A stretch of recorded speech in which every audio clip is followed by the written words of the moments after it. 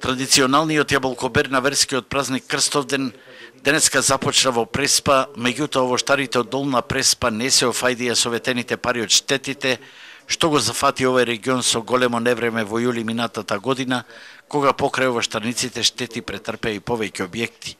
Овоштарите велат дека парите сега им се потребни заради големите трошоци при бербата, меѓутоа од ресорното министерство денеска стигна абер дека парите може да се очекуваат дури после ребалансот на буџетот.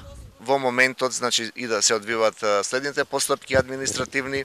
Тука е вклучена директна општината Ресен, каде што се изготвуваат веќе решенијата и во следниот период очекуваме преку функции на државата, односно преку Министерството за финансии, да бидат исплатени сите средства. Сега, знаете, се подготвува ребалансот и тоа би требало после ребалансот да се направат, да дојде до исплатава. Во моментот непотребни средства овоштарите имаат сега. Во октомври месец не знаеме кога ќе биде ребалансот и што ќе се случи после тоа. Доколку постои можност, добро би било средствата сега да бидат во текот на овој месец исплатени. Сепак арен абер доаѓа од Русија, каде годинава преспанското јаболко, според тамошните услови за квалитет, ќе може директно да се продава без било какви бариери и посредување од Србија, а овоштарите велат дека се спремни за тие предизвици.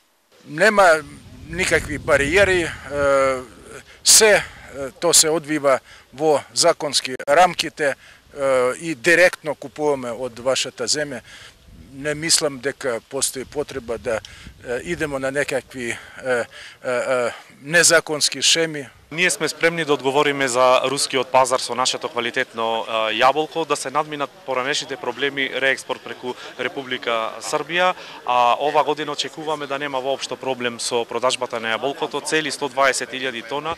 Инаку откинувањето на првото јаболко символично беше одбележано во овоштарниците на Агроплод, а на свеченоста беше речено дека годинава се очекува реколта од 120.000 тони јаболка, за кои во моментов во побаровачката се нуди добра цена од 15 денари по килограм.